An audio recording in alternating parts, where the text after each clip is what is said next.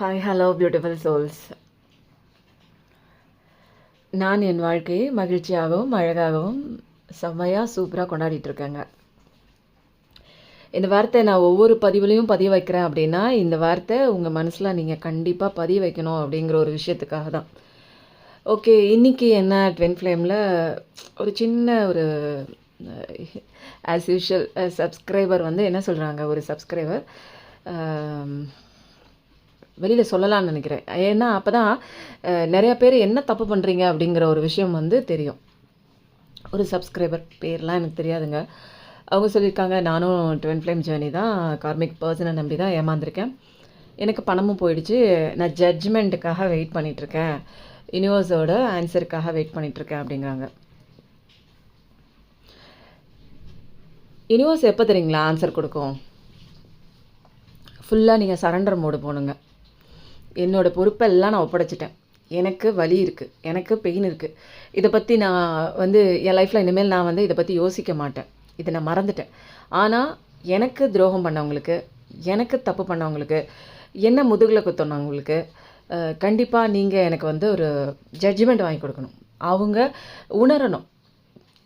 ஏன்னா இந்த பெயின் யாராலையுமே தாங்கிக்க முடியாதுங்க. நம்ம நேசிஞ்சவங்களுக்கு அவங்க வேணால் நமக்கு பெயின் கொடுத்துட்டு போயிருக்கலாம். ஆனால் நம்ம அவங்களுக்கு பெயின் கொடுக்கணும் அப்படின்னு நினைக்க மாட்டோங்க. அந்த ஒரு லைட் ஹார்ட்டட் பர்சன் தாங்க டிவைன் ஃபெமினாக இருக்கட்டும், டிவைன் மாஸ்குலைனாக இருக்கட்டும். அதனால தாங்க இவ்வளோ கஷ்டப்படுறோம். நம்ம கடவுளோட குழந்தைங்க, நம்ம அன்பை வாரி வாரி கொடுக்குறோமே தவிர ஒருத்தவங்களுக்கு தப்பாக போகட்டும், நம்ம நேசித்தவங்களுக்கு தப்பு நடக்கட்டும், கஷ்டப்படட்டும் அப்படின்னு நம்ம யாருமே நினைக்க மாட்டோம். உண்மையாக நேசித்தவங்க யாருமே நம்மளோட பார்ட்னர், எக்ஸ் பார்ட்னர் கஷ்டப்படட்டும் அப்படின்னு வேண்டிக்க மாட்டோம். ஆனால் என்ன சொல்லுவோம், எனக்கு நியாயம் கிடைக்கணும், எனக்கு ஜட்ஜ்மெண்ட் கிடைக்கணும், நான் பட்ட வலி வேதனை, நான் வச்சது உண்மையான பாசம், அதுக்கு இதுக்கு உண்டான ஜட்ஜ்மெண்ட் வேணும்னு கேட்குறது நியாயமான ஒரு கோரிக்கை தாங்க. நானும் கேட்டேன், இல்லைன்னு சொல்லலை. ஒவ்வொரு நாளுங்க 3 மணிக்கு, 2 மணிக்கு, 3 மணிக்கு, 4 மணிக்கு எந்திரிச்சு அந்த யூனிவர்ஸ் கிட்ட கேட்டேங்க. அழுது கேட்டேங்க. என்னோடய ப்ரீவியஸ் வீடியோவில் பார்த்தீங்கன்னா என் ரூமில் இன்றைக்கி வரைக்கும் அந்த சார்ட் இருக்குங்க, யூனிவர்ஸோட இம்பார்ட்டன்ட் மெசேஜஸ்ன்னு சொல்லிட்டு. அது நிறைய பேர் கூட கேட்டிருந்தீங்க. சாரி, நான் மறந்துட்டேன். திரும்ப நான் உங்களுக்கு அதை ஃபோட்டோ எடுத்து அது எப்படி கரெக்டாக எடுக்கிறதுன்னு எனக்கு தெரியல. இன்னமும் அந்த சாட் இருக்குங்க. எப்படிங்க மறக்க முடியும்? அவங்கள மறந்துட்டேன்னு வச்சுக்கோங்க. மறந்துட்டேன், பெயினை மறந்துட்டேன். அதனால தான் நான் இவ்வளோ சந்தோஷமாக இருக்கேன். பட் எனக்கு அந்த யூனிவர்ஸோட இம்பார்ட்டன்ட் மெசேஜஸை கிழிச்சு வெளியில் போடணும் அப்படிங்கிற ஒரு விஷயம் தோணலைங்க. அது கடவுளோட வார்த்தை மாதிரி இருக்குது. முடிஞ்சால் என்னோடய ப்ரீவியஸ் வீடியோ போய் பாருங்கள். அதில் அழகாக ஒரு சார்ட் போட்டு எழுதி வச்சுருக்கேங்க. பண்ணாத விஷயம்லாம் இல்லைங்க. என்னை மாற்றிக்கிறதுக்கு நான் ரொம்ப முயற்சி பண்ணேங்க, இல்லைன்னுலாம் சொல்லலை. என்னை எப்படி பாசிட்டிவாக கொண்டு வரணும், யூனிவர்ஸோட மெசேஜஸ் பார்ப்பேன். காலையில் எழுந்திரிச்சு ஒரு 10-12 மெசேஜஸ் இருக்கும். அதில் அப்படியே கையை கண்ணை மூடிட்டு ஒன்று ஒன்றா வைப்பேன். எந்த இடத்துல கை நிற்குதோ அந்த இடத்துல கடவுள் எனக்கு மெசேஜ் கொடுக்குறாங்க, இந்த மாதிரி ஒரு விஷயம். அதை அன்றைக்கி ஃபுல்லாக அஃபர்மேஷன் பண்ணுவேன். கடவுளை தான் நம்புவேன், கடவுளை காலை பிடிச்சிக்குவேன். ஏதாவது சாமி பாட்டு படிப்பேன், ஸ்லோகம் சொல்லுவேன், கோயிலுக்கு போவேன். அதுக்கப்புறம் அப்பப்போ வந்துடுங்க அந்த சுச்சுவேஷன், அந்த பெயின் வந்துடும். இருந்தாலும் என்னோடய வேலையில் கொஞ்சம் என்னை பிஸி பண்ணிக்குவாங்க. இதில் நான் உங்களுக்கு என்ன சொல்ல வரேன் அப்படின்னா, நீங்கள் பட்ட அதே கஷ்டமெல்லாம் நானும் பட்டிருக்கேன். அதனால தான் எனக்கு இன்ச் பை இன்ச் உங்களோட அந்த பெயின், வலி இதெல்லாம் என்னால் ஈஸியாக ஃபீல் பண்ண முடியுங்க. இதுக்கு ஜட்ஜ்மெண்ட் எனக்கு கிடைக்கலன்னா ஏதோ ஒரு பிரபஞ்சம் எப்பயுமே தப்பு பண்ணாது, அது உங்களுக்கே தெரியும். உங்களுக்குள்ளே ஏதோ ஒரு தப்பு இருக்குங்க. நீங்கள் விடாப்பிடியாக ஏதோ ஒரு விஷயத்தை குறித்து உங்கள் மனசுக்குள்ளே ரொம்ப பெயினோட அவங்க அதை பண்ணிட்டாங்களே, இவங்க என்னை ஏமாற்றிட்டாங்களே, பணம் வாங்கிட்டும் ஏமாற்றிட்டாங்க, என்னையும் ஏமாற்றிட்டாங்க அப்படிங்கிற ஒரு விஷயம் ரொம்ப ஆழமாக உங்கள் மைண்டில் பதிஞ்சிருக்கு. ஃபஸ்ட்டு எல்லாத்தையும் கொண்டு வாங்க, வெளியில் கொண்டு வாங்க. நீங்கள் நீங்கள் தான் ஃபஸ்ட்டு முக்கியம். அந்த உங்களை ஏமாத்தின அந்த கேரக்டராக இருக்கட்டும், உங்கள் பணத்தை வாங்கி ஏமாத்தினாங்க பாருங்கள், அந்த கேரக்டராக இருக்கட்டும், அப்படியே விட்டுருங்க. கடவுள்கிட்ட விட்டுருங்க. நம்மளை ஏமாற்றிட்டு போய் அந்த காசை வச்சுட்டு எவ்வளோ நாளுங்க சந்தோஷமாக இருக்க முடியும் சொல்லுங்கள்? இந்த உலகத்தை பொறுத்த வரைக்கும் நான் கண்டுபிடிச்ச ஒரு விஷயம் என்ன தெரியுங்களா?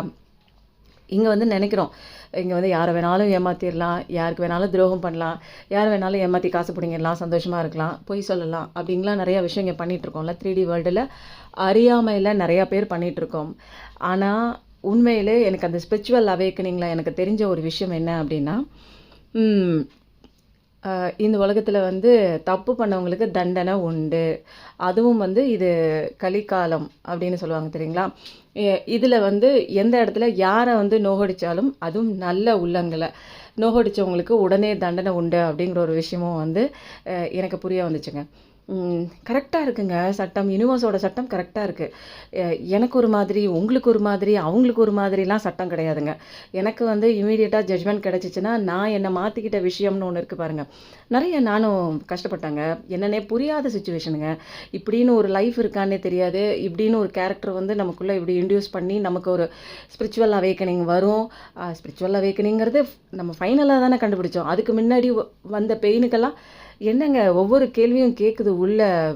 என்ன ஆன்சர் பண்ணுறது?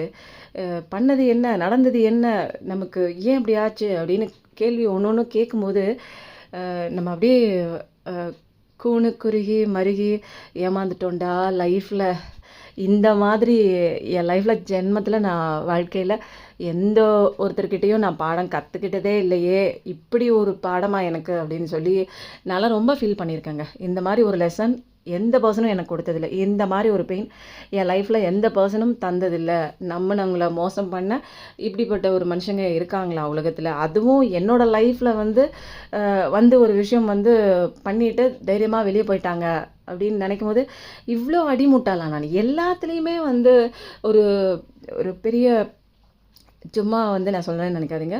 எல்லாத்துலேயுமே டேலண்ட்டு, படிப்பு விஷயத்துலையாக இருக்கட்டும், பேசுகிற விஷயத்துலையாக இருக்கட்டும், ஒரு பிஸ்னஸ் பண்ணுற விஷயத்துலையாக இருக்கட்டும், எல்லாத்துலேயும் வந்து டேலண்ட்டாக இருக்கிற ஒரு பர்சன். ஒரு யார் நல்லவங்க யார் கெட்டவங்கன்னு சரியாக ஜட்ஜ் பண்ண முடியாத அளவுக்கு ஒரு 6 வருஷம் ஒரு ஏமாந்த வாழ்க்கையை வாழ்ந்திருக்கோம் அப்படின்னு நினைக்கும் போது அந்த இடத்துல கொஞ்சம் வந்து கொஞ்சம் கஷ்டமாக இருந்ததுங்க ஸ்டார்டிங்கில். இப்போ அதெல்லாம் கிடையாது. இப்போல்லாம் ரொம்ப கிளியராக, இப்போல்லாம் ரொம்ப ஜாலியாக இருக்கேங்க. லைஃப்பை வந்து ஒவ்வொரு நாளும் சந்தோஷமாக தான் இருக்கேன் நான்.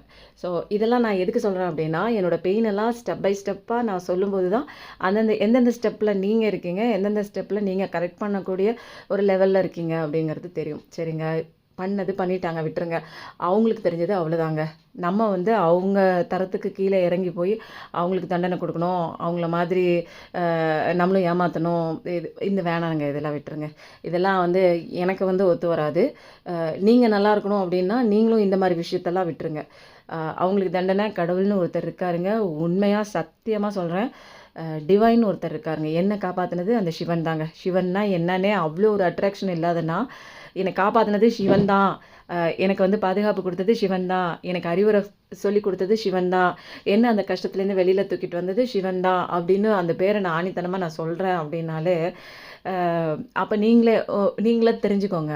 அந்த அந்த ஃபீல் பண்ணுறது தாங்க. கடவுளை வந்து நாம் யாருமே நேரில் பார்த்ததில்லைங்க. ஆனால் அந்த கஷ்டத்தில் இருக்கும்போது அந்த யாராவது ஒருத்தர் வந்து கையை பிடிச்சி தூக்கி காப்பாற்றும் போது அவங்க அப்படியே தெய்வமாக தெரிவாங்க தெரியுங்களா? எனக்கு வந்து நான் அந்த உருவத்தை பார்க்கலங்க. ஆனால் அந்த அந்த என்னை காப்பாற்றின அந்த தெய்வத்தை நான் ஃபீல் பண்ணேன். அது வந்து சிவன் தான். எனக்கு கண்டிப்பாக தெரியும் சிவன் தான். அவர் தான் வந்து சிவன்கிறது வந்து ஒரு ஒரு ஒரு என்னென்னா தண்டனை நிறையா கொடுக்கக்கூடிய ஒரு அப்பாங்க. எதுக்கு தண்டனைன்னா தவறு செஞ்சால் தப்பு செஞ்சால் தண்டனை கொடுப்பாங்க. ஆனால் வந்து அன்பு கொடுக்கறதுல அவருக்கு ஈடு வேறு யாருமே கிடையாதுங்க. அன்பான கண்டிப்பான தந்தைனா அது சிவன் தான். அவர் தான் வந்து என்னை வந்து காப்பாற்றி இந்த விஷயத்துலேருந்தெல்லாம் நீ வெளியில் வா, உனக்குன்னு ஒரு அழகான லைஃப் இருக்குது, உன்னோட சோல் பர்பஸ் இருக்குது, உன்னோட இன்னர் செல்ஃப்குள்ளே போ அப்படின்னு நிறைய விஷயம் பாடமாக எனக்கு 1 by 1 லைனாக அலைன் ஆச்சுங்க. என் வாழ்க்கையில் ஒவ்வொரு விஷயம் எதுக்கப்புறம் எந்த ஸ்டெப்புக்கு அப்புறம் எந்த ஸ்டெப் போகணும் அப்படிங்கிறது எல்லாமே அவங்க தான். நான் பார்த்த விஷயங்களாக இருக்கட்டும், நான் பார்த்த யூடியூப் வீடியோஸாக இருக்கட்டும், நான் கற்றுக்கிட்ட மெடிடேஷனாக இருக்கட்டும், நான் ப்ராக்டிஸ் பண்ண விதமாக இருக்கட்டும், அன்றைக்கி நான் அழுது இருந்த அதே ரூம் தான் இன்றைக்கி வந்து ரொம்ப சந்தோஷமாக இருக்கேன். கிட்டத்தட்ட வந்து எனக்கு வந்து ஜட்ஜ்மெண்ட் எப்போ கிடச்சிது அப்படின்னா, என்னை ஏமாற்றிட்டு போனவங்க அடுத்த 48 நாளுக்குள்ளேயே வந்துட்டு நான் உன்னை ஏமாத்தினேன், உன்னை நான் பண்ண அதே விஷயம் எனக்கு திரும்ப என்ன ஏமாற்றிட்டு அந்த பொண்ணு போயிடுச்சு அப்படின்னு சொன்னாங்க பாருங்கள். அப்பாடா கடவுள் இருக்காண்டா சாமி, சாமி சத்தியமாக இருக்குது. நான் பேசுகிற விஷயம் என்னோட கண்ணீருக்கு அந்த கடவுள் பதில் எனக்கு வாங்கி கொடுத்துருச்சு. இது போதுங்க எனக்கு. வேறு என்னங்க? நம்ம வந்து அவங்க கஷ்டப்படணும்னு இல்லைங்க. நமக்கு பண்ணது தப்பு அப்படிங்கிற ஒரு விஷயமாவது எங்கேயாச்சும் அவங்களுக்கு தோணி இருக்கணும்ல. இல்லையா? அந்த விஷயம் தோணுனாலே போதுங்க. வேற வந்து அவங்களுக்கு பெருசா தண்டனை அதெல்லாம் வந்து கிடைக்கணும்னு நான் விரும்பலைங்க. நம்ம ஒரு காலத்தில பிடிக்குதோ பிடிக்கலையோங்க, உண்மையா நேசிச்சுட்டோம் நம்ம. அவங்களுக்கு பிடிக்குதோ பிடிக்கலையோ, நம்ம உண்மையா இருந்தோம் அந்த ரிலேஷன்ஷிப்ல. ஸோ இ இன்னைக்கு வந்து அவங்க வந்து நம்ம விட்டுட்டு போயிட்டாங்க அப்படிங்கும்போது, அன்னைக்கு வச்ச அவங்க மேல வச்ச பாசம்லாம் பொய் கிடையாதுங்க. அவங்க வேணா பொய்யா இருக்கலாம். நம்ம வந்து உண்மைதாங்க. அ எங்க இருந்தாலும் நலமா இருக்கட்டும். அவ்வளோதான். அவங்க போனதுக்கப்புறம் என் வாழ்க்கை ஒண்ணும் மோசமா இல்ல. அத விட டாப்ல தாங்க போயிருக்கு. இன்னும் சொல்லப்போனா, அ நான் ரொம்ப சந்தோஷமா இருக்கேங்க. இதுக்கு மேல நான் என்ன சொல்றதுன்னு தெரியல. அ எனக்கு என்னென்ன வேணும்னு நான் நினைக்கிறேனோ எல்லாமே கிடைக்குதுங்க. இந்த உலகத்தில யுனிவர்ஸ் இருக்கு. கைடன்ஸ் குடுக்குறாங்க. எனக்கு மட்டும் இல்ல, என்ன சேர்ந்த எல்லா வீடியோ பார்க்குற சப்ஸ்கிரைபர் எல்லாருக்குமே குடுக்குறாங்க. என் மூலமா கடவுள் பேசுறாங்க. நான் சந்தோஷமா இருக்கேன். எனக்கு வேணுங்கிற அன்னன்னைக்கு தேவைப்படுற என்னோட வருமானமும் வந்து நல்லா இருக்குங்க. அ இதுக்கு மேல எனக்கு என்ன கேட்குறதுன்னு தெரியல. குடுத்ததுக்கே எனக்கு நன்றி சொல்றதுக்கு நேரமே பத்தல. அவ்ளோ குடுத்துருக்காங்க. தினமும் குடுக்குறாங்க. நேத்த விட இன்னைக்கு பெட்டரா இருக்கு. இன்னைக்கு விட நாளைக்கு பெஸ்ட்டா இருக்கு. அப்போ ஒவ்வொரு நாளும் வந்து நான் சந்தோஷத்துல வந்து சிரிச்சுட்டே போய் மொட்டை மாடியில போய் என்னோட அந்த அந்த யுனிவர்ஸ பார்த்துட்டு எனக்கு அந்த சந்தோஷத்துல அப்படியே விழுவேங்க. மண்டி போட்டு விழுந்து சாமி கும்பிட்டுட்டு தேங்க்ஸ் சொல்லிட்டு சந்தோஷமா சிரிச்சுட்டு பேசிட்டு அங்க ஒரு 1/2 அன் ஹவர் ஸ்பெண்ட் பண்ணிட்டு தனியா லூசு மாரி இருந்தாலும் நான் பேசுறது என்னோட கடவுள்கிட்ட அங்க பேசிட்டு தேங்க்ஸ் சொல்லிட்டு வந்து படுக்கிறதாங்க என்னோட வழக்கமாக்கிட்டேன். ஏன்னா இவ்வளோ நிறையா கொடுத்துருக்காங்க. கொடுத்ததெல்லாம் வந்து அதுக்கு நன்றி சொல்கிறதுக்கே எனக்கு டைமே பத்தல. அவ்வளோ இருக்குது என் வாழ்க்கையில். எப்படி இருந்தால் என்னோட வாழ்க்கை இன்றைக்கி இவ்வளோ சந்தோஷமாக மாறி இருக்கு. இதுக்கெல்லாம் நான் தேங்க்ஸ் சொல்லணும் இல்லைங்களா? அதுக்காக நிறையா தேங்க் பண்ணிகிட்டே இருக்கேன். நான் தேங்க் பண்ண எனக்கு கடவுள் இன்னும் என்னை சந்தோஷமாக தான் வச்சிட்ருக்காங்க அப்படிங்கிற ஒரு விஷயத்த சொல்கிறேன். உங்கள் எல்லாருக்கும் திரும்ப சொல்கிறேன். போனது போகட்டும் விடுங்க. போனவங்கள மறந்துடுங்க. உங்கள மட்டும் ஃபோக்கஸ் பண்ணுங்க. நீங்க தான் இந்த உலகத்துல ரொம்ப முக்கியம். உங்களுக்கு ஃபர்ஸ்ட்டு ப்ரையாரிட்டி குடுங்க. அதுக்கப்புறம் தான் மத்தவங்க. அ நம்ம லைஃப்குள்ள நெறைய பேர் வருவாங்க. இருக்கணும்னு தலையெழுத்து இருந்தா இருப்பாங்கங்க. நம்மள விட்டு போணும்னு இருந்ததுன்னா போவாங்கங்க. யாரையும் இழுத்து பிடிச்சு நீ என் லைஃப்குள்ள தான் இருக்கணும்னு கம்பல் பண்ணி எந்த ஒரு விஷயத்தையும், எந்த ஒரு நபரையும் நம்ம லைஃப்க்குள்ள கொண்டு வந்து வச்சோம்னா, அவங்க நிலையா இருக்க மாட்டாங்க. நமக்கு கடைசியில பெயின் தாங்க மிச்சமாகும். ஏன்டா இவங்கள நம்ம லைஃப்க்குள்ள கொண்டு வந்தோன்னு, நம்ம தாங்க ஃபீல் பண்ணுவோம். அதனால விட்டுருங்க. இது லவ் அப்படிங்கிறது ஒரு பேஸாக இருக்கிறது விட்டு கொடுத்து போகிறதுங்க. உண்மையாக இருக்கணுங்க, ட்ரஸ்ட் இருக்கணுங்க. இது 3மே வந்து இல்லை, நம்பிக்கை இருக்கணும். 3மே இல்லை அப்படின்னா அந்த இடத்துல வந்து லவ்ங்கிறதுக்கு வேல்யூ இல்லைங்க. பேசாமல் யார் அம்மா அப்பா காமிக்கிறாங்களோ அவங்கள அரேஞ்ச் மேரேஜோ அவங்க போய் பண்ணிக்கோங்க. யாரையும் வந்து ரொம்ப டீப்பாக வந்து அட்டாச் ஆகி போகாதீங்க. ஏன்னா அவங்க விட்டு போகும்போது அந்த சுச்சுவேஷன்லேருந்து அவங்க ஈஸியாக விட்டு போயிடுறாங்க. ஆனால் அந்த பெயின்லேருந்து நீங்கள் வெளியில் வர்றது ரொம்ப கஷ்டம். இது எல்லாமே வந்து ஒரு ஸ்பிரிச்சுவல் அவேக்கனிங்காக தான். அந்த அவேக்கனிங்கிறத புரிஞ்சுக்கிறதுக்கு நீங்கள் ஒரு மைண்ட் செட்டுக்கு வரணும் இல்லையா? அவேக்கனிங்காக தான் எல்லாருமே இங்கே வரோம். நிறைய பேர் ட்வின் ஃப்ளேமில் மாட்டுறாங்க. நிறைய பேர் நார்மல் லவ்வில் மாட்டுறாங்க. சில பேர் இன்ஃபாச்சுவேஷன், ஃபிசிக்கல் அட்ராக்ஷன் எல்லாமே ஒன் பை ஒன்னாக போகுதுங்க. காதலுங்கிற பேரில் எப்பயுமே நீங்கள் வந்து உங்கள் லைஃப்பை தொலைச்சிடாதீங்க. உங்கள் வாழ்க்கையை தொலைச்சிடாதீங்க. உங்கள் கெரியரை தொலைச்சிடாதீங்க. என்றைக்குமே நீங்கள் தான் முக்கியம். லவ் அப்படிங்கிறது it's a part of life. இது வந்து ஒரு மேஜராக கொண்டு வராதீங்க உங்கள் லைஃபுக்குள்ளே. அது ஒரு பார்ட்டு தான். நீங்கள் தான் ஃபஸ்ட்டு. நான் இன்னமும் சொல்கிறேன். உங்களை நேசிங்க. உங்களுக்கு அன்பு கொடுங்க. உங்களுக்கு சந்தோஷத்தை கொடுங்க. அப்போ கொடுக்க கண்ணாடியில் பார்க்கும்போது உங்களை நீங்களே பார்க்கும்போது அவ்வளோ அழகாக இருப்பீங்க. நல்லா எக்ஸசைஸ் பண்ணுங்கள். நல்லா ட்ரெஸ் பண்ணுங்கள். வெளியில் நல்லா ஜாலியாக பேசுங்க. பேசுகிற வார்த்தையே வந்து அதிலே ஒரு பிரிஸ்க்னஸ் இருக்கணும். யாரை பார்த்தாலும் எப்படி இருக்கேன்னு கேட்டால் நல்லா இருக்கேன், நான் சூப்பராக இருக்கேன், சந்தோஷமாக இருக்கேன், ஹாப்பியாக இருக்கேன் அப்படின்னே சொல்லுங்கள். உண்மையிலே நீங்கள் சொல்ல பேசுகிற வார்த்தைக்கே அவ்வளோ சக்தி இருக்குங்க.